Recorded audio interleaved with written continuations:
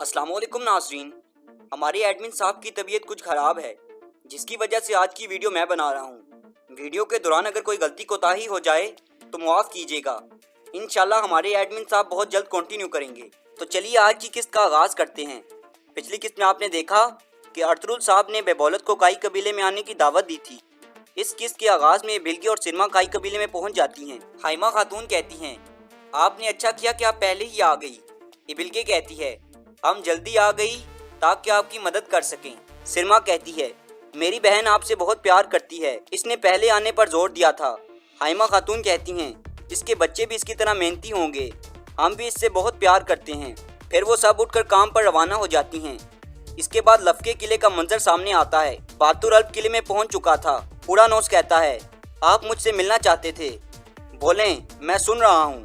बातुर कहता है, मैं अमीर बहाउद्दीन का खास आदमी था। हमारी रियासत ने उनकी मौत के बाद तहकीकात का आगाज किया है, इसीलिए मैं यहाँ आया हूँ। उड़ानोस कहता है, हमने उसे नहीं मारा, आप क्या बात करने आए हो? बातुर कहता है, हम जानते हैं आपने उसे नहीं मारा, हमें अर्तुरुल पर शक है। उड़ानोस कहता है, तो फिर तुम अर्तुरुल के पास जाओ, यहाँ क्यों आए हो? बातुर कहता है, अमीर बहाउद्दीन की मौत से पहले अर्तुरुल किले में आया था और उसने कहा था कि उसने आपके साथ कोई मुआहिदा किया है, लेकिन उसने मुआहिदे के बारे में हमें कुछ नहीं बताया। अगर वो मुआहिदा टैक्स चोरी करने के हवाले से था तो हमें बता दें, आपको जिम्मेदार नहीं ठहराया जाएगा। हमें अर्तुरुल के गंदे खेलों के खिलाफ सबूत चाहिए। उड़ानोस कहता है, मेरे पास कहने के लिए कुछ नहीं है। बातुर कहता है, अगर आप हमें बता दो तो हम अर्तुरुल का खात्मा कर देंगे, इससे दोनों अतराफ के लिए बेहतरी होगी और हमारी रियासत आपके साथ दोस्ती का रिश्ता कायम करके आपको मंगोलों के खतरे से बचाएगी। उड़ानोस कहता है, हमें किसी की जरूरत नहीं है, हम खुद इस किले की हिफाजत कर सकते हैं। सिपाहियों, इसको किले के बाहर छोड़ाओ। बातुर कहता है, अगर अर्तुरुल ने किले को फतह करने का इरादा कर लिया तो? ये सुनकर उड़ानोस कहता है, रुक जाओ। दूसरी तरफ उमर कबीले में बेबौलत एक तुर्क सरदार से मुलाकात कर रहा था, जिसने जिरगे में अर्तुरुल साहब की मुखालफत की थी। बेबौलत उसे कहता है, अगर जरूरत पड़ी तो हम अर्तुरुल से हिसाब लेंगे। तुर्क सरदार कहता है, आप अपनी बहन की शादी अर्तुरुल साहब से करवाने वाले हैं, फिर ये कैसे होगा? बेबौलत कहता है, वो सोगत की बेहतरी के लिए किया गया है, लेकिन अगर जरूरत पड़ी तो हम अर्तुरुल के खिलाफ खड़े होंगे। तुर्क सरदार कहता है, जो भी जरूरी हुआ वो हम करेंगे, अब मुझे इजाजत दीजिए। ये कहकर वो चला जाता है। इसके बाद बेबौलत यूनाल को बुलाकर कहता है, चलो काई कबीले चलें, हमें काम करना होगा। ये कहकर वो दोनों भाई निकल जाते हैं। दूसरी तरफ उड़ानोस पूछता है, आप लोग अर्तुरुल को किला फतह करने से कैसे रोकेंगे? बातुर कहता है, हम उसके मंसूबे का पता लगाने की कोशिश करेंगे और आपको बताएंगे। उड़ानोस कहता है, जब तक अर्तुरुल मुकम्मल तौर पर तबाह नहीं हो जाता तब तक आपके साथ कोई मुआहिदा नहीं हो सकता। बातुर कहता है, ऐसा जल्द होने वाला है। अर्तुरुल के पास एक संदूक है जिसके पीछे मंगोल हैं।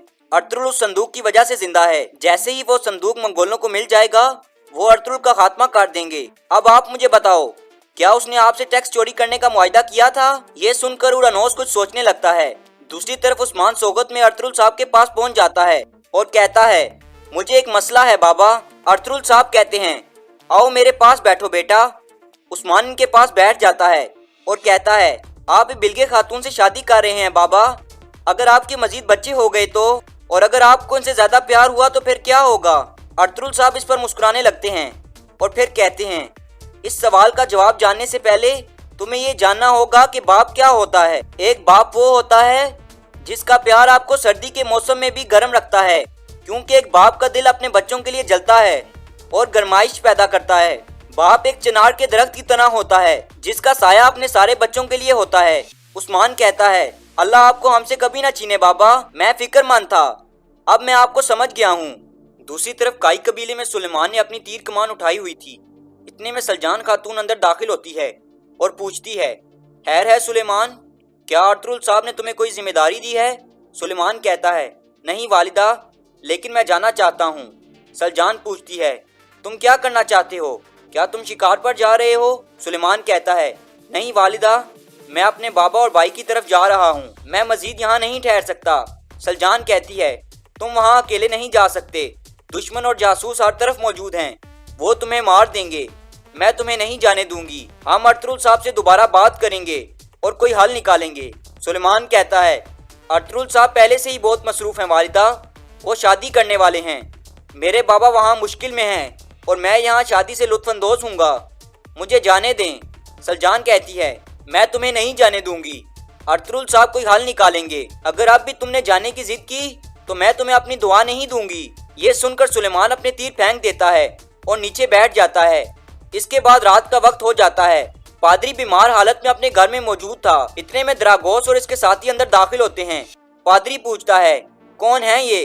द्रागोस कहता है, आह पादरी साहब, मैंने आपको यतीम बच्चों के बारे में बताया था जिनको मदद की जरूरत थी। देखें ये कितने मासूम बच्चे हैं। पादरी कहता है, घंटी वाले, तुम क्या चाहते हो? तुम्हारा मकसद क्या है? इनको यहाँ से ले जाओ। द्रागोस कहता है, घंटी वाला नहीं, कमांडर द्रागोस।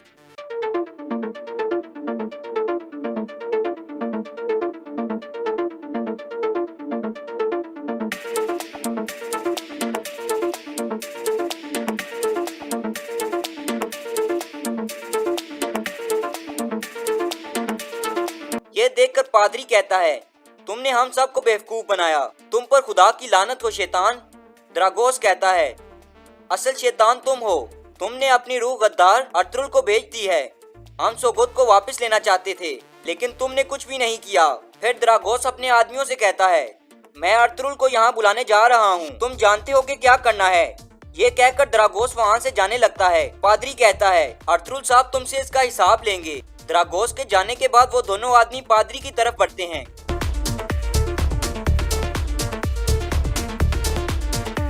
इस तरह वो पादरी को मार देते हैं। इसके बाद एक गार का मंजर सामने आता है जिसमें बरकी खान का सफीर इंतजार कर रहा था। इतने में कुछ मंगोल वहां आ जाते हैं। एक मंगोल कहता है, बरकी खान के सफीर, हम तुम्हें मारने आए हैं। इतने में तुर्गुत और बामसी वहां पहुंच जाते हैं।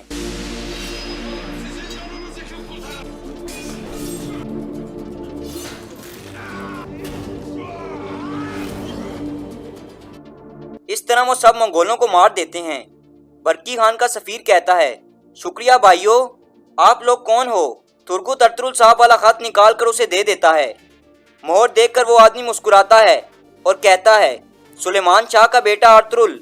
इसके बाद सोगोत का मंजर सामने आता है। अर्तुगरुल साहब और अब्दुर्रहमान गाजी सराय महल से जाने ही वाले थे कि द्रागोस वहां पहुंचता है और कहता है, अर्तुगरुल साहब, पादरी साहब की हालत खतरे में है, वो मरने वाले हैं। अर्तुगरुल साहब कहते हैं, मैं भी उन्हीं की तरफ जा रहा था। चलो अब्दुर्रहमान, जल्दी चलते हैं। ये कहकर वो आगे बढ़ जाते हैं। दूसरी तरफ काई कबीले में बेबोलत कह रहा था, काई वालों का हर आदमी बहादुर जंगजू है। खास तौर पर गुंदोज और सुलेमान बहुत बहादुर लड़के हैं। इन्होंने उस दिन मेरी बहन की जान बचाई। अब वो आप लोगों की रिश्तेदार बनने वाली है। तुम लोगों ने बचपन में ही अपनी वालिदा को खो दिया था। मेरे साथ भी ऐसा ही हुआ था। मैं जानता हूँ कि माँ को खोना कैसा होता है। इबिलगे ने हमारे खेमे में माँ की कमी पूरी की। इंशाल्लाह वो यहाँ आकर भी ऐसा ही करेगी। दूसरी तरफ अर्तुगरुल साहब और अब्दुर्रहमान पादरी के घर की तरफ बढ़ रहे थे। द्रागोस छुपकर इनको देख रहा था।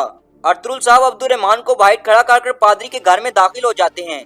वो अंदर जाकर पादरी को पुकारते हैं लेकिन पादरी बेजान पड़ा था। फिर अर्तुगरुल साहब उसका सांस चेक करके समझ जाते हैं कि पादरी फोत हो गया है। दूसरी तरफ काई कबीले में खाने का वक्त हो चुका था। गुंदोज कहता है, मेरे बाबा कभी इतने लेट नहीं हुए, वो अब तक कहाँ है? ये सुनकर सब परेशान हो जाते हैं। दूसरी तरफ अब्दुर्रहमान पादरी के घर के बाहर खड़ा था। इसी दौरान द्रागोस के दो आदमी घात लगाकर बैठे थे। इतने में अर्तुगरुल साहब भी पादरी के घर से निकल आते हैं। अब्दुर्रहमान पूछता है, क्या हुआ सरदार?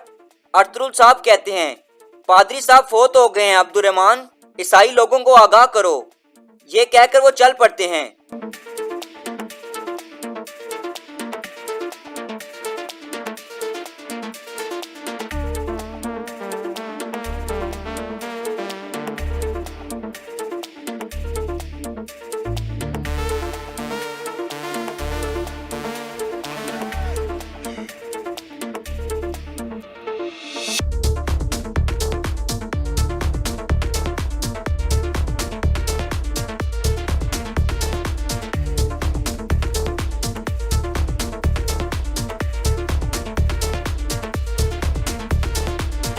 इस तरह द्रागोस आगे आकर तीर खुद पर खा लेता है जबकि अब्दुर्रहमान जख्मी हालत में पड़ा था।